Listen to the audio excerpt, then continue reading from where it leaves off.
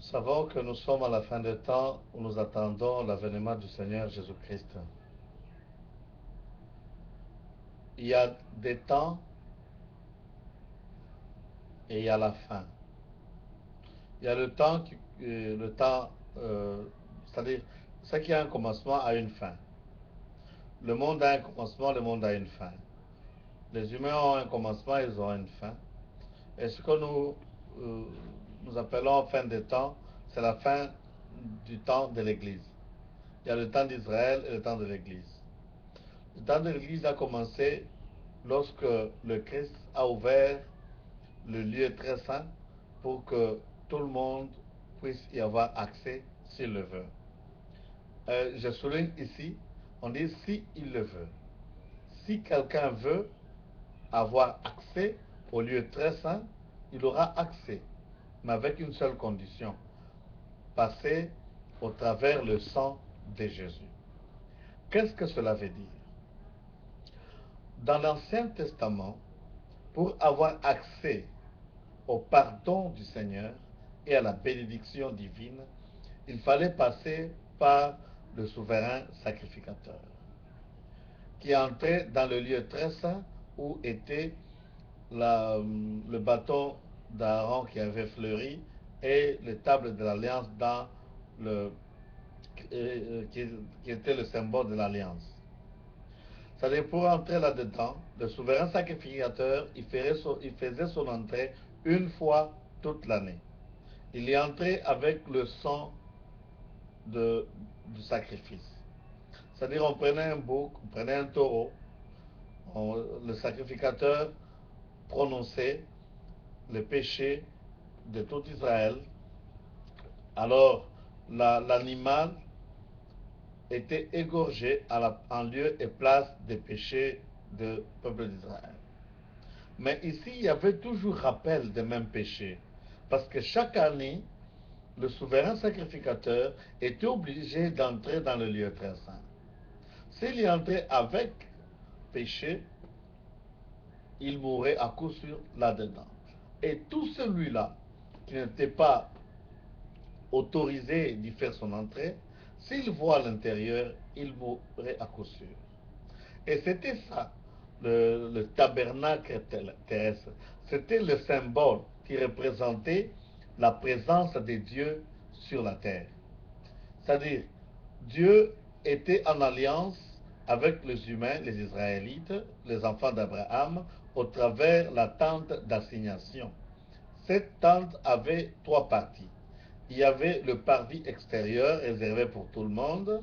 Il y avait le parvis intérieur, le lieu saint, où seuls les enfants des Lévites ou les sacrificateurs faisaient leur entrée et leur service. Et il y avait le lieu très saint, qui symbolisait la présence de Dieu lui-même. Et Dieu faisait des miracles et il agissait au travers de ces symboles. Maintenant, tout le monde n'avait pas accès à ce tabernacle ni à participer au culte. Seulement les enfants issus d'Abraham. Maintenant, quand le jour est venu où Dieu avait promis qu'il viendra au milieu du peuple et qu'il marchera au milieu de son peuple et qu'il sera notre Dieu, elle a dit, je viendrai, je serai parmi vous, je marcherai avec vous et je serai parmi vous.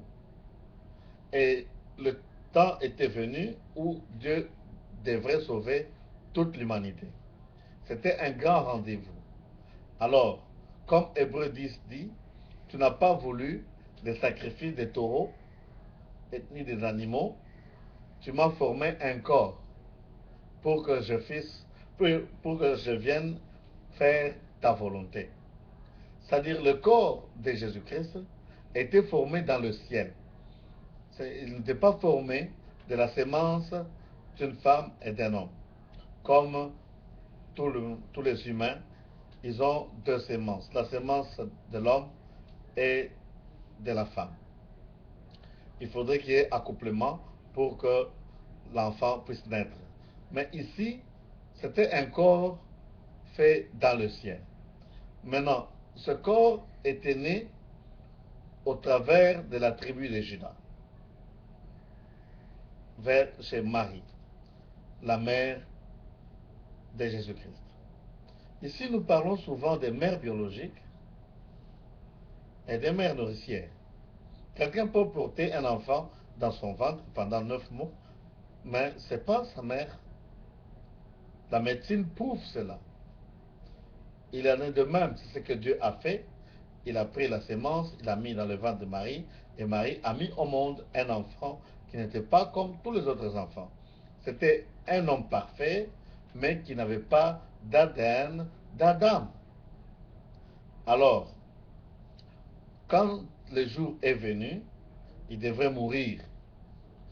Il a pris tous les péchés, le péché de toute l'humanité. Alors il est devenu péché. C'est ainsi qu'il pourrait se crier, Père, pourquoi m'as-tu abandonné? Parce que Dieu, le Père, ne pouvait pas l'abandonner. Il a abandonné le péché. Et le diable l'avait condamné parce qu'il était dans le péché. Il a porté le péché. Maintenant, le diable l'a tué, Dieu l'a tué. Maintenant, le jugement devrait s'opérer parce qu'il y a eu un mort d'homme. Quand le jugement s'est opéré, Dieu a dit, je l'ai tué parce qu'il était, il a porté le péché. Alors le diable a dit, je l'ai tué parce que c'est un fils d'Adam. Alors c'était une erreur, parce que le diable a tué un innocent. C'est ainsi que le diable fut condamné pour être jeté dans le temps des feux. C'est là que le Christ a pris la clé de la vie et de la mort. Parce que le diable avait le pouvoir sur tous les humains parce que Adam et Ève avaient vendu ce pouvoir au diable. Mais ce pouvoir a été mis en spectacle et ravi par le Christ à la croix lorsqu'il mourait pour nos péchés. C'est-à-dire, le diable fut condamné pour l'acte qu'il a fait, il a tué un innocent, alors il devait être jeté en enfer. Et c'est ainsi que Dieu l'a ressuscité le troisième jour, parce que dans son corps, il n'y avait pas la corruption. Ce n'était pas un corps corruptible, c'était un corps incorruptible. C'est ainsi qu'il fut ressuscité le troisième jour. Ça, c'était pour nous racheter de la mort, nous racheter du péché. Maintenant, il fallait, maintenant qu'il aille au ciel, qu'il nous envoie le Saint-Esprit pour que nous puissions redevenir semblables à lui. C'est seulement par la puissance du Saint-Esprit que nous redevenons semblables à Dieu. Il faut que le Saint-Esprit vienne pour qu'il nous rende saints. Maintenant, la Bible dit qu'il est à la droite du Père, intercédant pour nous. La Bible dit qu'il a traversé le tabernacle céleste. Il a la voûte céleste, le tabernacle. Il est entré dans le tabernacle céleste, dans le lieu véritable, devant la face du Père, devant la face de l'Alliance, devant la face du Père, avec son propre sang. Et il intercède pour nous, le jour et la nuit, jusqu'à ce que tous ses ennemis soient terrassés, qui deviennent notre marchepied. C'est ça, c'est très profond. Et c'est cette période que nous sommes en train de vivre, parce qu'il a promis la pluie de l'avant-saison et de l'arrière-saison. La Pentecôte du temps des apôtres et la Pentecôte du temps de la fin. Nous voyons les signes. Il y a des tremblements de terre, il y a des soulèvements, il y a des guerres, il y a des phénomènes terribles qui se passent dans ce monde. Il y a beaucoup de gens qui se sont rébellés, comme on voit l'apostasie dans l'Église. Tout ça, ce sont des signes qui nous montrent que nous sommes à la fin. Maintenant, il faudrait que nous puissions nous réveiller, comme les épîtres nous disent. Réveille-toi, toi qui dors parmi les morts. Les morts, ce sont là qui sont perdus, ceux qui n'ont pas cru au Seigneur Jésus-Christ. Mais ceux qui dorment, ce sont ceux-là qui croient au Seigneur Jésus. Ils ont la vie éternelle, mais ils dorment parmi les morts. C'est-à-dire les femmes qui ne portent pas de mouchoir de tête, des femmes qui sont en pantalon, des hommes qui ont des boucles d'oreilles, les homosexuels et consorts. Tout ça, ça nous montre vraiment que ces gens sont des hommes sauvés, mais qui dorment parmi les morts. Tous ceux-là qui sont enfermés dans leur dénomination, qui portent le nom de leur dénomination ou de leur prophète ou de leur pasteur, au lieu de porter le nom de Jésus que Dieu nous a donné pour que nous puissions avoir la vie sauve. Nous sommes des catholiques, nous sommes des protestants, nous sommes des pentecôtistes, nous sommes des adventistes, nous sommes des luthériens, nous sommes des musulmans. Tout ça, ce sont des dénominations qui nous enferment loin de notre Seigneur Jésus-Christ. Ce sont des choses qui nous endorment. Réveillez-vous, mes bien-aimés. Dieu n'est pas divisé. Comme son soleil éclaire les mauvais et les bons, Dieu c'est comme ça qu'il est.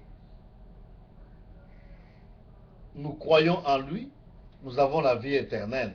Un point, un trait. Il n'y a pas d'autre dénomination ni de loi en surplus. Croire au Seigneur Jésus, Dieu te donne la force d'abandonner le péché et tu continues la marche.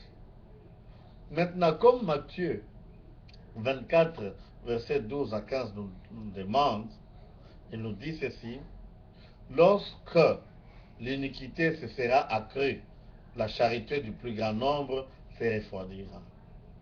Lorsque l'évangile du royaume des cieux sera prêché partout dans le monde entier, alors viendra la fin. La fin intervient quand nous prêchons l'évangile du royaume des cieux.